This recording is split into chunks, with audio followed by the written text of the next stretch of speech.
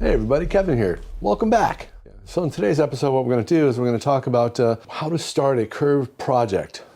Whether it's a little radius that you have to build into something, whether you're actually building a curved cabinet like I am, or you're going to make some arched molding or an arched window, a door with an arch in it, anything with a radius in it, you have to start somewhere, and where do you start? Well, I'm going to go over that a little bit today, and I'm going to talk to you about the two tools I use the most to start a radius curved project, or whatever the hell you want to call it. Something with a radius or curve in it. And they're not very expensive.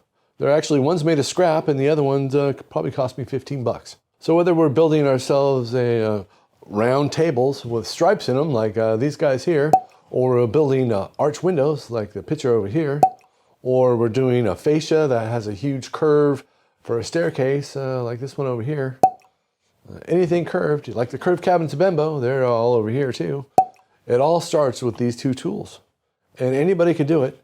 It just takes a little bit of, imagination and a little bit of practice. So the two tools I use the most are, the first one is trammel points, right here. You can see it has a little point on it here, and I have one with a pencil on it. So I could strike any radius that I want. So it could be 6 inches or it could be 25 feet long.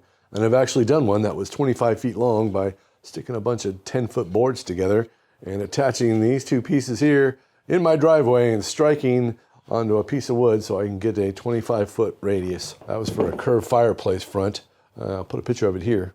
This was a compound curved fireplace. The front fireplace was 300 and something foot radius, which I had somebody make on a computer because I couldn't do that.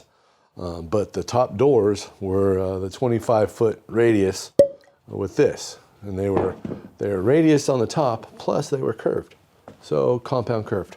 We're not going to talk about that today, but we're going to talk about how you start using this simple little device right here that's cost me $15, and I'm also going to show you how we go about using a circle jig, and I'm going to show you how to make one real quick. Here it is right here. It has a little router on the end, and this is how I make all my jigs that are curved, whether they're concave or not. That's what we're going to talk about today, because it always starts with a curve. How do I make the curve I really want? The trammel point is a good place to start, and a scrap piece of plywood. You can use a computer if you like. I always like drawing things out. So we're going to talk about the trammel point today, and how to use it, how to set it up, and making a circle jig out of a hunk of plywood, because this is how I make all my jigs for anything radiused.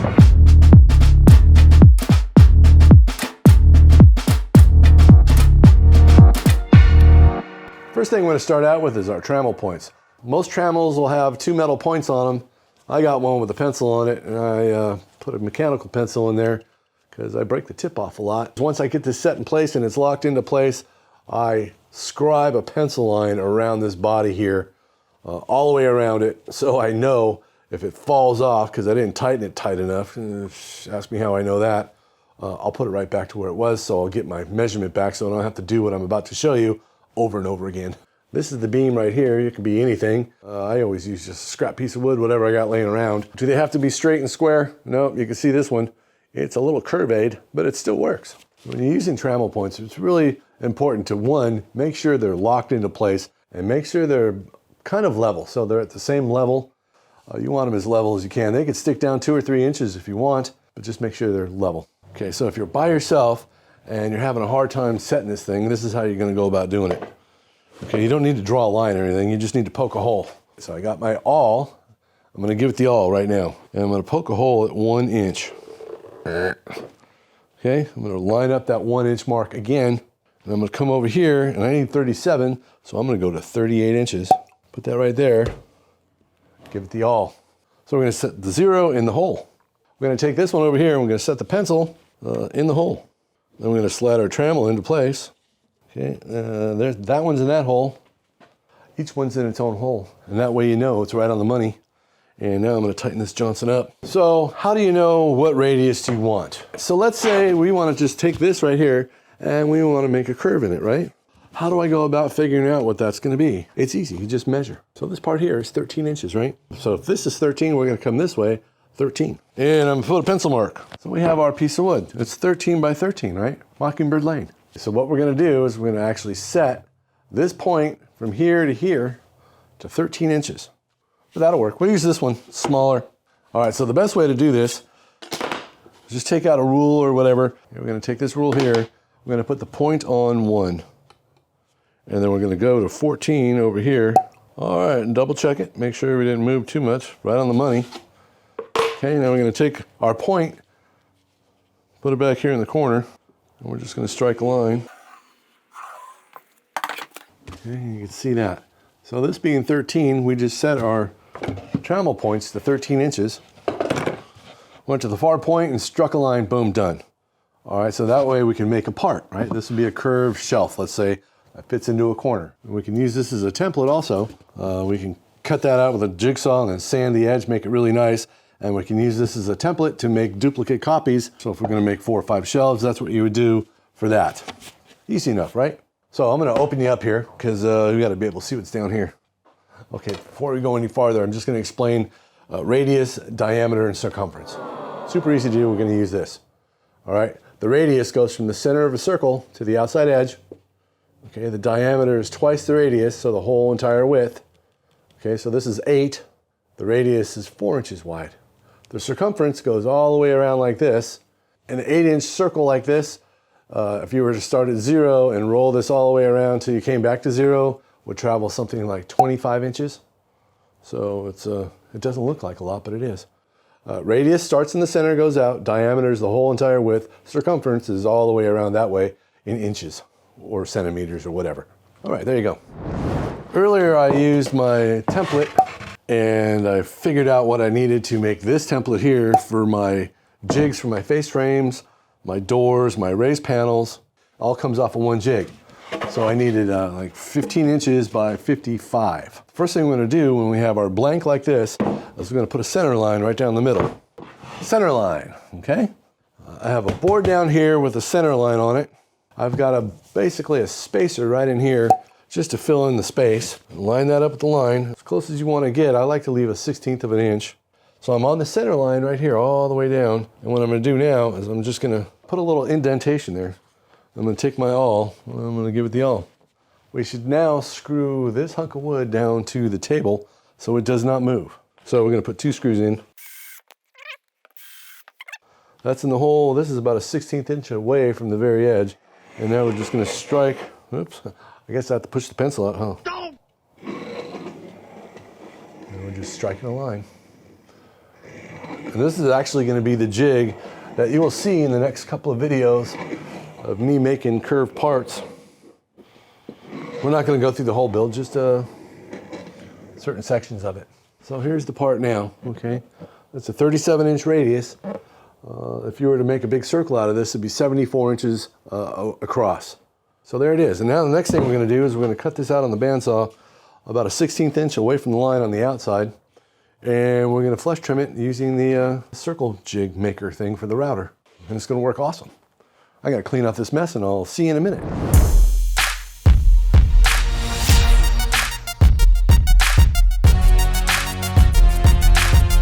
And here's what we're going to do next. We have our center line and we're going to line everything back up on the center line to use this circle jig for the router, just like we would a trammel. It's the exact same process. I have a piece of 1/8 inch down here that I'm going to use. So when I cut through this, I'm not cutting through my carpet top because that would just suck. I'm going to put this back into place here. I'm going to screw it back down, and then I'm going to explain to you how to make and how to use the circle jig for the router. Very technical, isn't it? It's a hunk of plywood, basically. I just took the base and I drilled out a couple of holes and countersunk them a little bit. I have a straight bit in there, a 1/2 inch straight bit. That's actually a pattern bit. It'd be really cool if you had like a spiral head bit sticking there, but I don't. Hey, ladies and gentlemen, boys and girls, what we have here is our circle router jig. It's a hunk of birch that's 7 inches wide and 60 inches long. It has a center line on it right down the dead center, which is super important, and it has them on both sides. That center line is very important for all these projects, and here's why. We lined up our router, we got it centered in there, we took our base, and we got the center hole lined up with the center hole, and basically lined up all the holes for the screw, traced everything out, countersunk them so they'd be flush in there, and we mounted the router. All right. That's a long-winded thing, isn't it? We measured to make sure that this bit was centered in between the boards, And it's pretty damn close. It's within a skosh. You want to make sure that the center of this bit is the center of this board in the center of that line. Let me explain cutting. All right, so we're making a curved top jig, right? This piece right here. What we're going to do for that is we're going to use the inside of this cutter head to a point over here that's 37 inches away from this edge. Not from the center, but from the edge. And that's what we're going to mark right now. If you're going to do something like concave like this, you would use the outside of the jig. Center lines are lined up there. We have a center line here. Now the only problem is that when I lay this down, I can't see that center line anymore. It's gone. What the hell do you do? All right, so what I did was I measured from the center line to the edge, and it's 3.5 since this is 7. And when I go to line this up, I'm just going to line this up using a line that I drew out over here. You probably can't see it, but it's right there. And that way I know all my centers are lined up with my centers. I'm going to hang this over this way. I'm going to take our trusty metal rule here, go right down the center line, butt it into there. Listen, hear that? So the top dead center of this bit is pointing right down that line. And I'm going to go over to 37 inches, and we're going to put a mark, and then we're going to circle it. So there it is. Good old number 37. It's already actually has a hole in there. The next thing we need to do is we have our 37-inch mark over here with a circle around it. Also, I'm just going to use an 1.5 inch screw. So this 1.5 inch screw has about 3/8 no threads in it. So I can actually just screw this into place and it'll spin freely. First thing I'm going to do, I'm going to try to line this up with down here. And you can draw a line across here and a line across here and to line everything up, but I'm just going to eyeball it. I think I got it. I think I got it in place. Let's just see. There's my 4-inch line. It's screwed in place. What we're going to do now is going to come over here and I'm going to look down with that bit facing top dead center on the center line and see if I'm on the pencil line. And then we'll go from there. Yeah. And we're right on it. Right on that line. Which way is the router spin? You remember? Because if you go the wrong direction, you're going to climb feed it. It's going to try to rip right out of your hands. When we're doing anything with a router, we go counterclockwise. Let's say we're going to route this edge, right? You wouldn't route it this way towards you. You'd push it away from you, which if you look at it as a circle, you're going counterclockwise. So we're going to start way over here. Over there. I'm going to zoom you out even more if I can. I'm going to plug this guy in. We're ready to rock and roll. Oh, the other thing is, when you're doing this, make sure your router bit is actually sticking down past your material like a 1/16 or so. Just enough to make it a nice clean cut. You want to cut through the entire piece. That's why I have this 1/8 inch down there, okay? All right, so we're gonna start way over there and we're gonna come this way and it's gonna make a huge mess. Always wear a mask. So I always wear my RZ mask. RZ, not a sponsor, but they work really good. Wear this when you're cutting plywood because plywood's got all sorts of nasty things in it. We're plugged in. We gotta be careful that we don't run over our cord because that would just suck. And we gotta make sure that things like this are not anywhere near us. There's nothing worse than trammeling out a piece with your router and hitting something and stopping your progress right in the middle and screwing up your jig. Especially because plywood nowadays is like $60 a sheet. It's freaking expensive. We're going all the way over to here. All right, yay.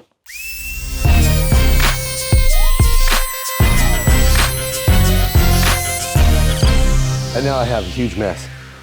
All right, and it cut through the 1/8 inch plywood about a 1/16 of an inch, so that's good. All right, now I'm gonna remove this. Yeah, so you can use a screw if you want to. Just make sure it doesn't screw itself back in the hole. Sometimes in the past I've used a 1/4 inch piece of metal that I used to drill these out with. You can see these holes are much bigger. And that's what I used to do. This time I thought I'd just try a screw because the collar right there doesn't have any threads on it. And it works just as good as anything else. Well, that worked out slick. The next thing we're gonna do is gonna build ourselves a jig, and that'll be in the next video. So a couple things to remember is when you're doing this, make sure you're always unplugged until you're ready to start cutting. You don't wanna flip it on by mistake and screw everything up, especially your hands or your body parts. Make sure you're holding down the piece that's on your workpiece and try to watch your cord as it's going through so you don't get it stuck in there. Make sure your area around you is clear and free of all sorts of craziness because even a little screw as you're coming around could stop you from making a complete circle. Hey everybody, Kevin here. I left out a part. And I'm gonna put it in right here. Hopefully it doesn't screw everything up. But I wanted everybody to know how to lay out a circle or a radius on a door, window, face frame, or mirror, or whatever, and how to figure that out. And I'm going to explain that right here on this dry erase board. Yeah. So whenever you're doing anything with a door, like 2 stiles and a rail right here, what you need to do is figure out what the height and the width is. The width you need because that'll tell you what the diameter of your circle is that you're going to put on the top or the bottom or wherever the hell you're going to put it. The radius is half the diameter. So for me, this one's 20.5. So my radius is going to be 10.25. So we're going to take 10.25 and we're going to put a center line right down the middle of the door, which I put right here. And we're also going to come off the top down 10.25 because we want the top of our radius to stop at the very top of the door. Otherwise, it's going to hit something that we don't want it to. The second thing we need to do is measure the inside of these stiles here, which is 16 5/8, because we're going to have to strike a line on the inside also. So we have 10.25 from here to here, right? 10.25 from here to here. And what we're going to do is set our trammel first to 10.25, and we're going to strike this line. Really? All right, and I'm going to do that in a second with a dry erase marker and my trammel, I don't know. And then we're going to do the 16 5/8 to the inside line. We're going to strike a line, and that's how we go about laying out any kind of curve, whether it's the top, the bottom, or even in the center. And I'm going to show you how to do a door that has that's square with an arch in the middle. Like say you have an arch raised panel. I'll show you how to do that also. But first I'm going to lay these out and show you how all that works. And then we're going to talk a little bit about mitering and doors and stuff. So here we go. I'm going to start with the inside one first since I laid it out that way to begin with. So we're just going to take this trammel. So it's 10.25 down, 10.25 to the center. And this isn't the best thing to use, but it works. So we just trammel that to the inside of the line. This line here is 10.25 down. Okay, so that's where the radius stops. Now we're going to do the outside. I usually start with the outside and work my way in, but it was already set up and this thing's a pain in the butt to set. So, okay, so we have this set to our 10.25, and hopefully I get it right here. I think I'm too high. Too high. Yeah, it's pretty close. Kind of wandered off the last little bit, but you get it. So there it is, right? So we got the upper and the inner, right? So from here to here is 10.25, and then we come in, and this one is actually 8 5/16. From here to here, 8 5/16, and we strike another line, and that'll give us our radius top rail. That line right there is where the radius stops, and it starts going back around itself. So when you're making a piece like this, you usually split it right down the center somewhere, right in there, I can't even tell, somewhere like that.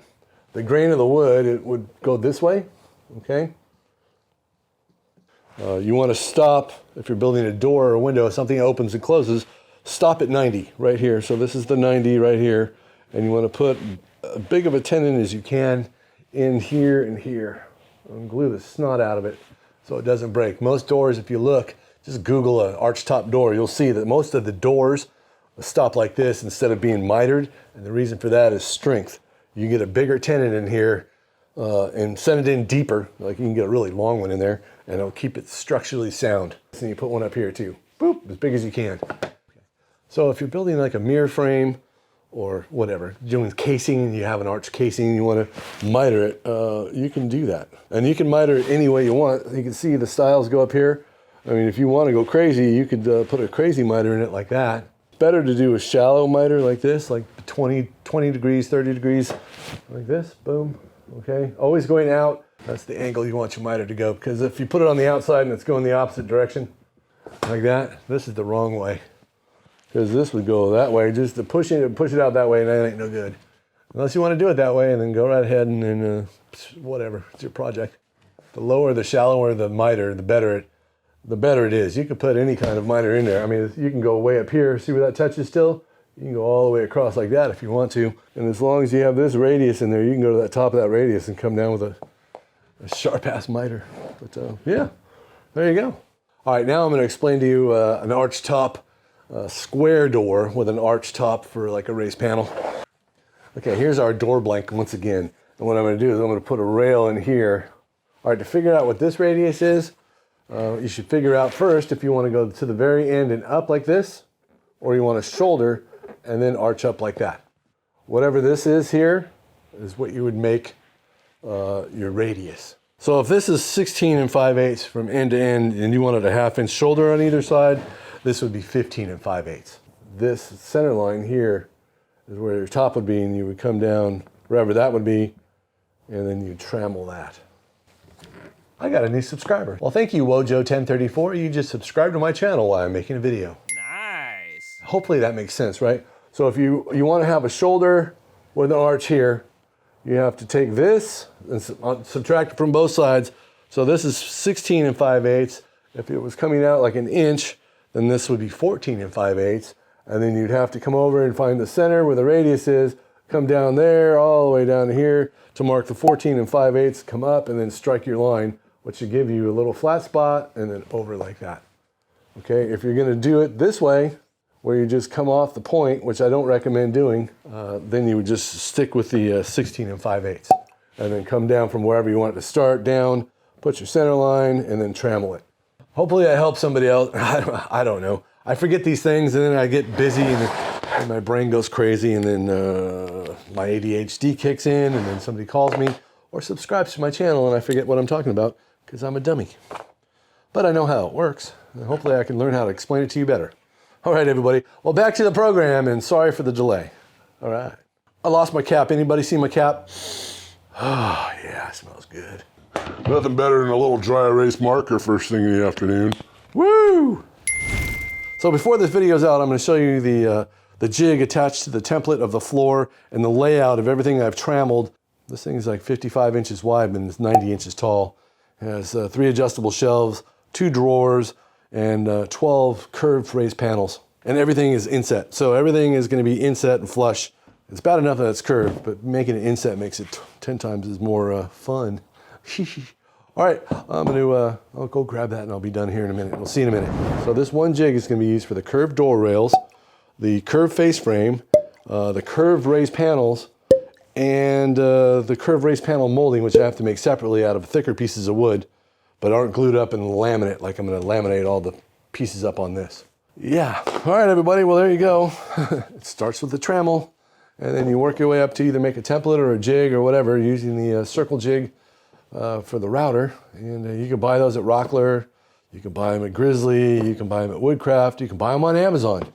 You know, they're not very much money, but they're not very big either. They're like 36 inches, and that only gives you maybe a 60-inch diameter. And that's pretty big for most people.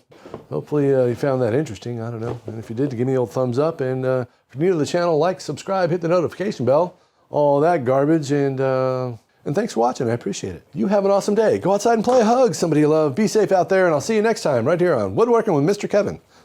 That's me. Have an awesome day. See ya. Subscribe now. We'll call this the zero trammel head, the zero head. Zero head sounds like a boring date, you know what I'm saying? Oh, we're gonna start using the router to trammel out some jigs.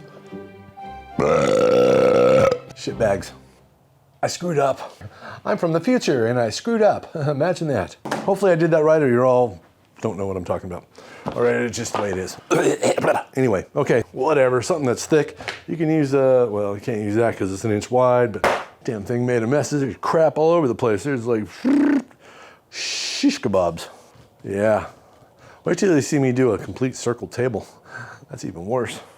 All right, everybody. Well, there you go. See ya.